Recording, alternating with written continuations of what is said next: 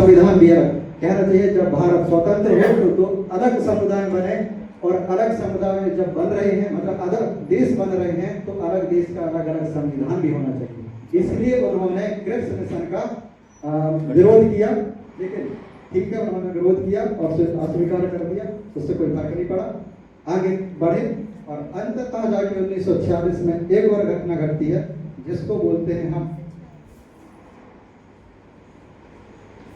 British सरकार।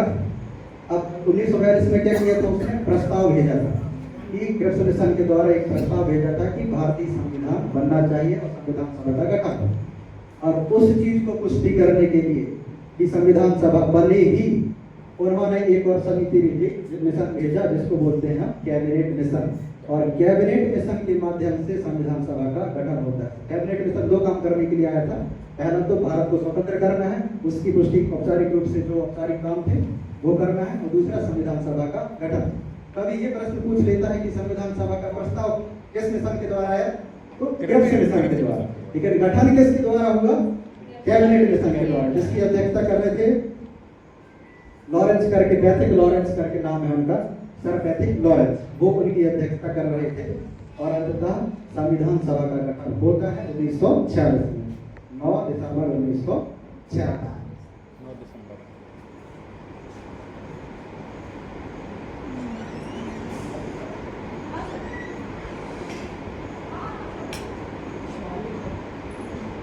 1946 में संविधान सभा का गठन होता है। तो यहाँ पर बात आती है संविधान सभा का गठन हुआ तो उसमें कितने सदस्य चुने गए, कितने सदस्य चुने गए। तो उसमें जब संविधान सभा का गठन हुआ तो प्रारंभिक गठन तब उसमें थे 389 बाद में ये कहा जाता, मतलब बहुत आप लोग पढ़े होंगे कि संविधान सभा में 299 सदस्य थे, वहां पर भी आता है, कंफ्यूजन क्रिएट मत करिए। अभी सुनिए कि 389 सदस्य थे, जिसमें से 296 सदस्य ब्रिटिश इंडिया से बन गए। मतलब जो ब्रिटिश के अधीन जो भारत थी, भारत ब्रिटिश मतलब जब भारत था तो पूरे भारत में ब्रिटिश ने कब्जा करके नहीं रखा, कुछ पार्ट में रखा था, कुछ पार्ट अभी भी स्वतंत्र थे, कुछ राज्य अभी भी स्वतंत्र थे, कुछ प्रांत अभी भी स्वतंत्र थे। तो जितने प्रांतों में अंग्रेजों का अधिकार था वहां से कुल सदस्य चुने जाने थे 296, और बाकी जो 93 सदस्य हैं वो प्रिंसली स्टेट से होंगे, मतलब देशी रियासतों से होंगे। ठीक, इनमें से अब चुनाव होता है। जब चुनाव हुआ 1996 में, और चुनाव होता है लगभग जुलाई अगस्त, एक बारिश का सीजन चल रहा था, बारिश से याद है, जुलाई अगस्त में होता है। और जब ये चुनाव हुआ तो मुस्लिम लीग को लग रहा था कि हम अच्छे खासे जीतेंगे और फिर पाकिस्तान की मांग करेंगे, लेकिन होता ही जैसे कि हमें लग रहा था कि यहाँ पर कांग्रेस आएगी, मुझे लग रहा था कि इस बार कांग्रेस आएगी, लेकिन लाडली बहन ने थोड़ा पलटा पलट दिया। हुआ ये कि लोकसभा भी 29 गई और प्रचंड बहुमत से बीजेपी जीती है। हालांकि ऐसा नहीं होना चाहिए, मेरा मानना ये है कि ऊपर दूसरा सरकार हो, नीचे कोई और सरकार हो, ताकि वो जो शक्तियों का जो पृथक्करण का सिद्धांत है ना वो बना रहे। बहरहाल अब आते हैं 1946 जब चुनाव होता है। चुनाव हुआ तो मुस्लिम लीग के मन में ये था कि हमने पर्याप्त इन्फ्लुएंस कर दिया, अपना प्रभाव पर्याप्त डाल चुके हैं अपने भारत देश में, हम अच्छे खासे जीतेंगे और हम अपने अनुसार संविधान बनाएंगे। लेकिन जब रिजल्ट आता है, रिजल्ट जैसे हमारी अपेक्षा का अनुरूप नहीं रहता। अब इतना अच्छा स्कूल, कोशिश तो ये रहती है कि बहुत अच्छा पढ़ा है, उम्मीद भी यही रहती है कि बहुत अच्छा पढ़ा है, लेकिन रिजल्ट हमने सफलता कर दिया तो ठीक ही है। तो रिजल्ट यहाँ पर भी मुस्लिम लीग के अनुसार 90 हुआ, कांग्रेस को 208 सीट मिली और मुस्लिम लीग को 73 और 15 कुछ अन्य स्वतंत्र लोग लड़े थे तो उनको मिला। ठीक है, अब प्रश्न ये आता है कि 289 सदस्य थे, तो इतने बड़े भारत देश में किस आधार पर एक प्रतिनिधि चुन लिया गया? मतलब जनसंख्या के आधार पर चुना गया या तो क्षेत्र के आधार पर चुना गया, किस आधार पर? तो जनसंख्या के आधार पर एक प्रतिनिधि चुना गया था और प्रत्येक 10 लाख व्यक्तियों पर एक प्रतिनिधि था। इस प्रकार से कुल टोटल कितने थे? 389। और ये भी है अलग प्रश्न कि इसमें महिलाओं की भागीदारी कितनी है? तो महिलाओं की भागीदारी थी, जैसे आपने बताया कि संविधान सभा में कुल 15 महिलाएं थी, उसमें से प्रमुख थी सुषमा स्वराज मैडम। और अब तक जब 2 साल संविधान सभा बना, 2 साल 11 महीने 18 दिन में तो कुल टोटल 165 दिन उन्होंने काम किया। 1170 में 165 दिन तक। इसमें कार्य देखिए, अनुराग सर हमारे इधर हमारे विद्यालय में दो ही डायमंड है, एक तो है गौतम सर, दूसरे अनुराग सर, जो 64 कलाओं से परिपूर्ण। मेरा ऐसा सब्जेक्ट है, इसमें फैक्ट ही है। अब मैं संविधान के साथ छेड़छाड़ नहीं कर सकता, नहीं तो मेरे ऊपर आरोप लगेगा। मुझे यही बताना पड़ेगा जो संविधान में लिखा हुआ है, तो मैं कुछ नहीं कर सकता यहाँ पर। ये मैंने आपको बताया 10 प्रतिनिधि, सॉरी 10 लाख पे 1 प्रतिनिधि होगा और कुल टोटल 11 अधिवेशन हुए थे, जिसमें से 165 हुए। हाँ, मैंने उस दिन बताया था कि अध्यक्ष के बारे में बताया था कि पहले सच्चिदानंद सिन्हा साहब बैठे थे, क्योंकि फ्रांस से दिया गया था ये। तो फ्रांस में ये परंपरा है कि जो पहली बैठक होगा वो बुजुर्ग व्यक्ति, क्योंकि हमारे घर का कौन होता है, दादाजी होते हैं, उन्हीं की चलती है, फिर पापा की चलती है।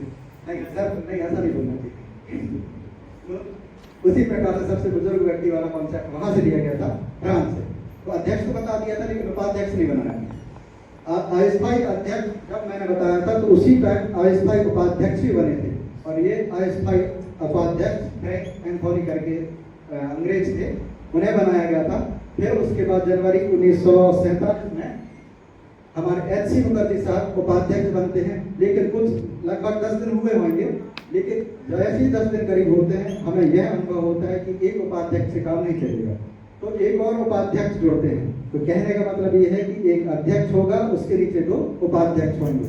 एक तो हो गए एच.सी. मुखर्जी साहब और दूसरा टी.टी. कृष्णामाचारी साहब, तो 2 अध्यक्ष थे,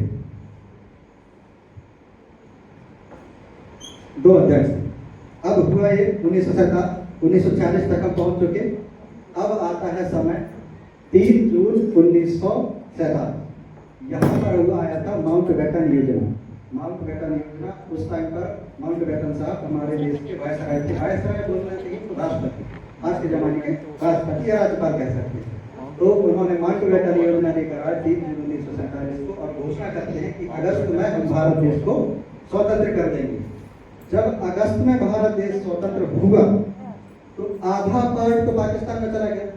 भारत दो देशों में बना था ना उस टाइम पर, तो आधा अधिकांश नहीं, मतलब थोड़ा सा पार्ट, अधिकांश में कुछ पार्ट गया, कुछ पार्ट पाकिस्तान में गया। जब पाकिस्तान में गया, इसका मतलब है कि इसकी बात जब मैं कर रहा हूँ कि जब ये संविधान सभा बना था, इस टाइम पर जो 389 सदस्य थे, ये पाकिस्तान बांग्लादेश को इंक्लूड करके थे।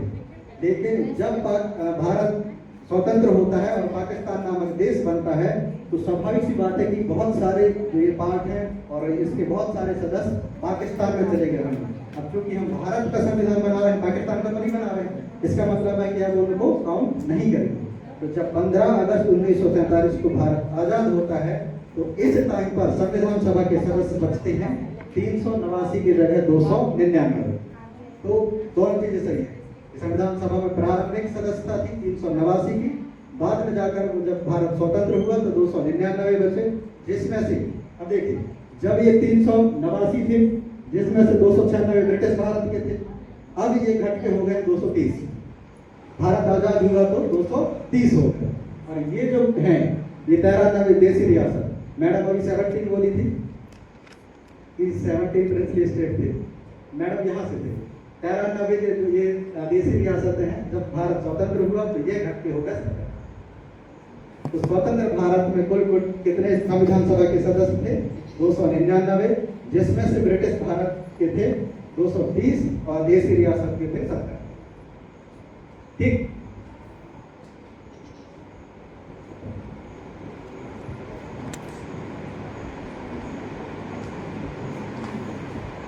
ये कहानी तो नहीं बताऊंगा मैं, क्योंकि ये हम कल डिस्कस कर चुके हैं कि 9 तारीख को क्या हुआ था, 11 तारीख को क्या हुआ, फिर 13 तारीख को क्या हुआ।